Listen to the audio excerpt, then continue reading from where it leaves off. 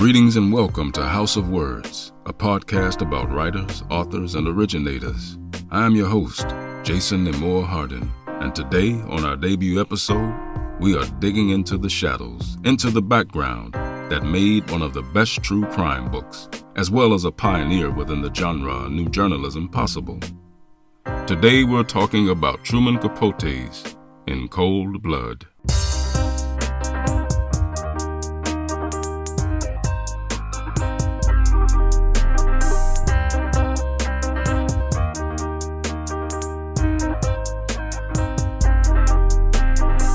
Touted as one of the best and one of the first true crime novels, In Cold Blood details the horrific murders of the Clutter family in Holcomb, Kansas in 1959. Upon having learned of the quadruple murder before the killers were even caught, Truman Capote took it upon himself to travel to Holcomb and follow the story. This is what would later be known as new journalism. Along with his friend and fellow author, Harper Lee, who would find her own fame in 1960 with her Pulitzer Prize-winning novel To Kill a Mockingbird, they interviewed neighbors, police, and locals. The killers, Richard Hickok and Perry Smith, were arrested 6 weeks after the murders, and Truman Capote was given the opportunity to interview them extensively up to their execution, something that would change literature as much as it would change Capote himself. In Cold Blood is referred to as the book that made Capote's name, and not without reason. Capote makes the characters and stories and locations come alive, and his prose pulls you in like any great true crime documentary does nowadays, which is all the more remarkable of an achievement when one considers that the book was published in 1966. Quote, "Either one has style or one doesn't. But style is oneself. It's something that you cannot learn. It has to come from within you and bit by bit be arrived. And it's simply there like the color of your eyes or your hair. Anything that is absolutely natural to yourself." After having published Breakfast at Tiffany's, a short novel and 3 stories in 1958, and achieved success, Capote had what he referred to as his turning point. Norman Mailer had called Capote the most perfect author of my generation, which I think must have put some pressure on him to live up to the bar he had set. Nevertheless, Capote always did expect more of himself than anyone else could have, and he decided on challenging himself further on his next novel. In an interview in 1964, Capote expressed that he was still fine-tuning his prose and was not yet where he wanted to be. He thought that his new book, referring to In Cold Blood, was as close to his desired style as he had yet come. Capote was 40 years old at the time. He had been working on the book 4 years already and was beginning to see the light at the end of the tunnel, though it would still be close to 2 years before it would be finished.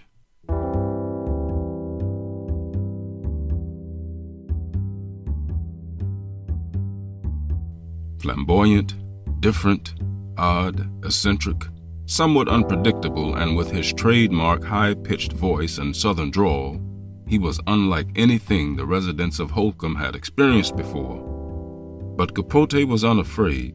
He was used to being different and took pride in who he was, though it had been quite a journey getting there. Truman was born in New Orleans, Louisiana, as Truman Streckfus Persons on September 30th, 1924, though he would grow up in Monroeville, Alabama. Monroeville would be home to his early formative years, but also the place of his first introduction to alienation, as he would feel very much out of place there. As a lonely child, being neglected by the majority of his peers as well as his parents, who would often leave him in the care of others, but highly intelligent, he taught himself to read and write before he entered his first year of high school. He would later often be observed walking around town or his neighborhood with a pen and pad, always ready to scribble down something if the inspiration should hit. He began writing fiction at age 8, writing short stories. At around age 11, he began taking the craft more seriously. Truly immersing himself, he would write for 3 hours every day without fail. When other children would go home and practice the violin or piano, Truman would treat his writing with the same discipline, intensity, and dedication. He had truly found somewhere he belonged, somewhere he didn't feel alone, and would do his best to remain there for the rest of his life. Monroeville is where Capote befriended future writer Nell Harper Lee, later known as Harper Lee. They were the complete opposites, Truman being a sensitive boy who was picked on by other children for being a wimp, and Harper being a rough and tough tomboy. Despite this, or maybe because of it, they became great friends, a friendship that would particularly be appreciated during the long, often lonely days researching and writing in cold blood. But things would become more tumultuous before they would stabilize. Truman struggled with feelings of abandonment as he saw little of his parents growing up, something that most assuredly left deep psychological scars that would influence decisions later in life. His father was a scam artist and was therefore often in and out of trouble with the law. After a while, his mother, Lily Mae, became sick of his antics and divorced him. Soon thereafter, she left Truman and moved to New York, where she would meet her future husband, Jose Garcia Capote, and began going by the name Nina. Truman would be reunited with his mother when he was 12 years old and was allowed to live with her and her new husband in New York. But it was far from the reunion he had hoped for. Lily Mae had a very extreme personality and was very much an either-or person. She would either be very kind towards Truman or severely cruel, which made it impossible for him to predict what he could expect from her. When she was cruel, she would pick on him for being effeminate and not being like other boys, something that again strengthened his feeling of alienation. The fact that she was a heavy drinker didn't help much on her mood swings either. Though Lily Mae was unpredictable, his stepfather was the stable figure at home. Truman would be adopted by him and take his last name, and would thus become Truman Garcia Capote. Quote, "It's a very excruciating life facing that blank piece of paper every day and having to reach up somewhere into the clouds and bring something down out of them." End quote. Capote was a mediocre student. He did well in the courses that interested him and completely disregarded those that did not catch his interest. He did, however, have the gift of storytelling and would entertain others, making him quite popular in his circle of friends. Unfortunately, most of his peers were not in his circle of friends, and many would pick on him. At the peak of his puberty, he attained a group of friends who would often come to his house to smoke, drink, and dance in his room. They would also venture out into the clubs of New York City, where they would try to scheme their way into the clubs, including popular spots such as the Stork Club and Cafe Society. His mother had been a heavy drinker for much of her life, and as Capote came into his mid to late teenage years, her drinking continued to escalate, which made his home life even more unstable. Ultimately, he didn't do very well at school and had to repeat the 12th grade. That would be the last of his formal education, as he became ever more fixed on his path to become a famous author. And with his talent and determination, it wouldn't take long before he had his first novel published, though that wouldn't be a breeze either. He turned down the option of college in order to work for the magazine The New Yorker instead, which was the place to be for an aspiring writer in the 1940s. He was hired as a copy boy, but it would only take 2 years before he lost his job, this after having angered famous poet Robert Frost. During this time, Capote had tried to get his stories published at the magazine without success, and after being let go, he decided to pursue writing full-time. He would begin working on the novel Summer Crossing, a novel that would be shelved in order to focus on another idea he had at the time, a novel entitled Other Voices, Other Rooms. Other Voices, Other Rooms, written when Capote was 22 and 23 years old, was published in 1948. It would be his first published novel after a series of short stories. Though it sold well, it was met with mixed reviews, especially considering it was from a first-time author. Little did anyone know how much more Truman Capote had in store. By 1954, as Truman was experiencing moderate success as a writer, but was still far from the potential he would later reach, his mother's struggles with alcoholism was nearing its worst stage. That same year, she would commit suicide by taking a lethal dose of drugs, something that naturally had a strong impact on 30-year-old Truman. Before he read the 300-word article that would inspire his 94,000-word book, he had unsuccessfully worked on a couple of ideas. He had, in fact, done a great amount of work on these prior projects before, but for whatever reasons, he had run dry.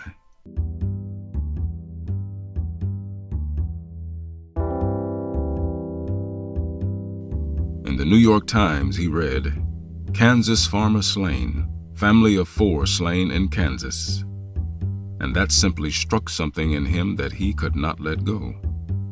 The New Yorker, the magazine he had been fired from several years earlier, agreed to pay him to go to Holcomb, Kansas, and write an article about the case. He decided to bring Harper Lee in order to help him gain the confidence of the locals. Capote soon became fascinated by the idea, the aesthetic, of combining journalism with fictional technique.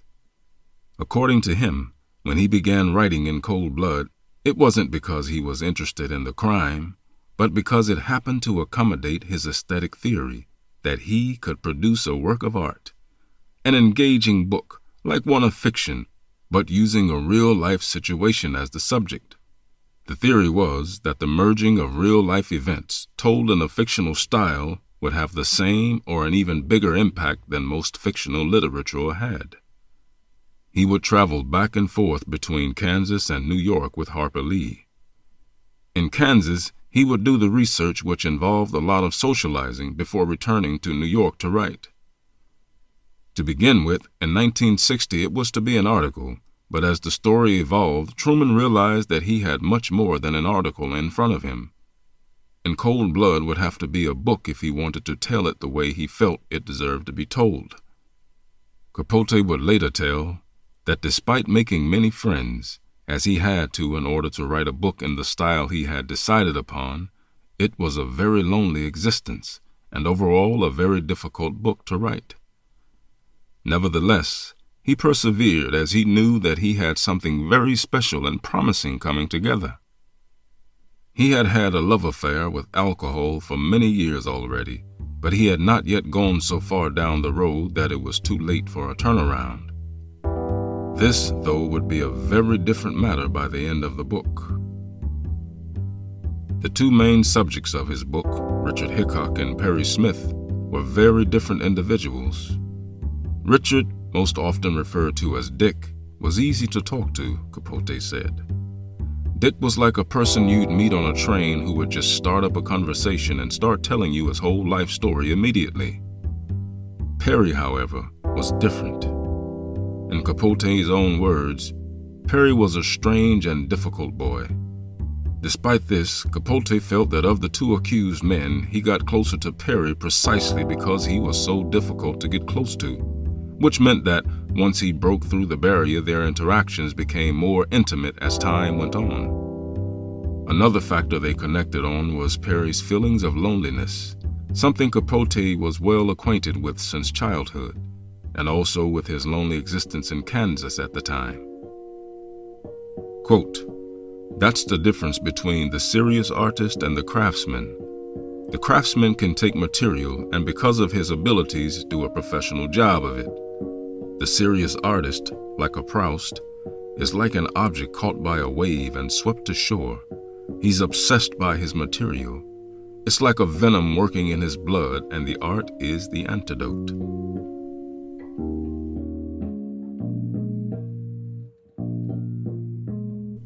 Concerning his writing routine, Capote believed that drinking and smoking was a defining factor to his writing.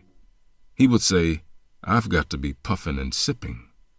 Then again, he also claimed that he wrote mostly while drinking coffee, and as the afternoon wore on, he would shift from coffee to mint tea, then to sherry and martinis, and finally to scotch, in particular his favorite brand, J&B, into the evening and night. He made a special point of not calling his scotch of preference J&B, but using its full name, Justorini and Brooks. He was also known to bring his own bottle to all and any social events, of which there would be many more to attend as In Cold Blood introduced him to a larger audience. Another factor in his routine is that he did all his initial writing in longhand. When he felt himself ready to proceed with a more complete draft, he would move over to the typewriter and do his own typing.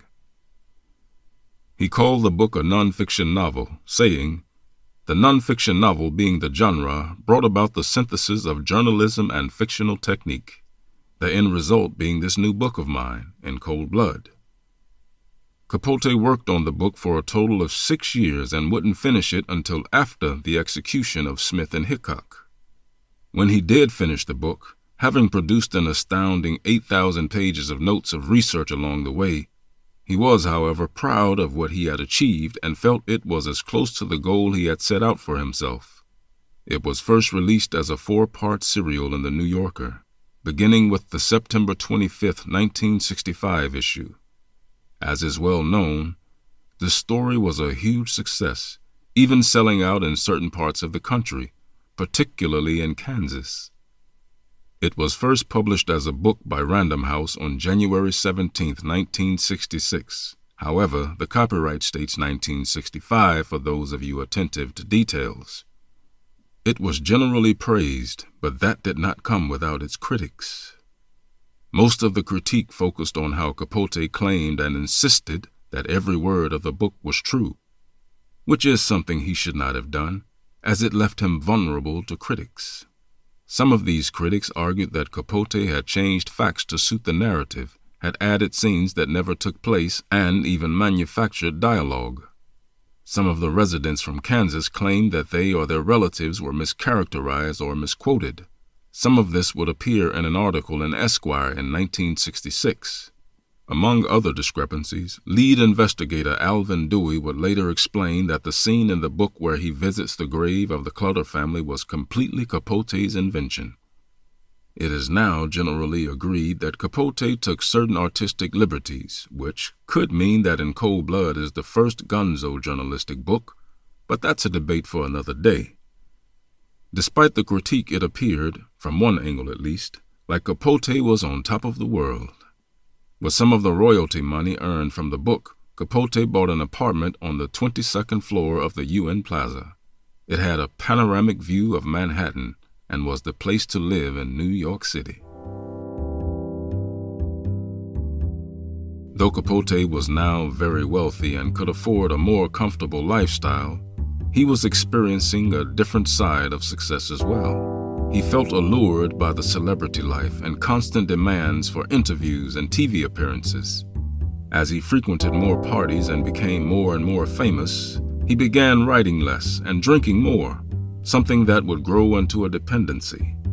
There are, of course, several factors that can be attributed to Capote's alcoholism and later decline into drug abuse and alcohol dependency. But one factor is likely the closeness he established with Dick Hickok and Perry Smith. Over the course of 5 years, Capote became well acquainted with both murderers and would create relationships with them whether he desired to or not. They would send letters back and forth. He would visit them in prison and they would talk for hours at a time, something that makes it practically impossible not to form a bond. Capote also must have felt conflicted by the fact that he at some level hoped for the execution of the two men, as it would serve as a more shocking ending to his book, and maybe the ending his readers were hoping for, but at the same time didn't want his friends to be put to death. There was a period of time where Truman took distance from Hickok and Smith and wouldn't even respond to the letters Smith continued to send him. In spite of this, Perry Smith left Capote all his belongings, writing, "Have belongings for you," in his final letter to Capote. They would be waiting for him when he returned to Kansas. The letter was written 3 or 4 hours before his execution. When they were put to death by the state of Kansas, Truman was there. Though present at the execution, Capote told that part of the story through the eyes of Alvin Dewey, the lead investigator, possibly in an attempt to separate himself from the final event. On the drive from the prison, after having witnessed the execution where Perry hung for more than 10 minutes before he was declared dead, Capote found himself forced to pull his car over. There, on the side of the road, he wept for approximately 2 hours. Later, looking and reading through some of the letters from Perry Smith in the documentary A Visit with Truman Capote from 1966, it is easy to see that the events had impacted Capote greatly. The research and subsequent book took a great toll on him, and it would be the beginning of his downward spiral. In Cold Blood was Capote's greatest commercial and financial success, but also, unfortunately, the last book he would ever finish. By the time 1975 rolled around, Capote had been drinking and doing drugs for many years, and he made his life even more difficult when he decided to release passages from a novel he had been working on. The pages were based on gossip and shocking true-life tales about the secrets and foibles of his wealthy socialite friends. Maybe he hoped to make an even bigger splash than in Cold Blood by writing an even more shocking and preposterous story, but in attempting this, he lost much more than he could have hoped for. He was immediately ostracized by all except a very small group of friends, and his drinking and drug use continued to accelerate. In 1984, Truman Capote, one of the greatest authors of his generation, died of liver cancer and other conditions associated with drug and alcohol abuse, a month before his 60th birthday. In Cold Blood is still revered as one of the finest examples of true crime in written form. Even after what is soon to be 55 years since it was first published, it is still being read by fresh eyes, and it still feels relevant in the way of its prose and subject. It has been criticized for enticing its reader along with the promise of detailed gore, and though that may be true, that shouldn't necessarily be seen as something negative. The darker sides of mankind have allured and fascinated and disgusted us in near equal measures for as long as literature and tales have been written and told. And Cold Blood was an obvious step into the future of true crime and journalistic writing, and is therefore considered to be one of the greatest contributions to literature that Capote ever achieved. I'll leave you with one last quote from the man himself. All human life has its seasons and cycles, and no one's personal chaos can be permanent. Winter, after all, gives way to spring and summer, though sometimes when branches stay dark and the earth cracks with ice, one thinks they will never come, that spring and that summer, but they do, and always.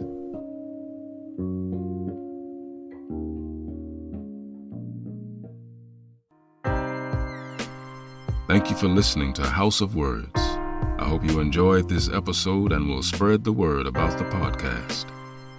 Until next time, keep turning those pages.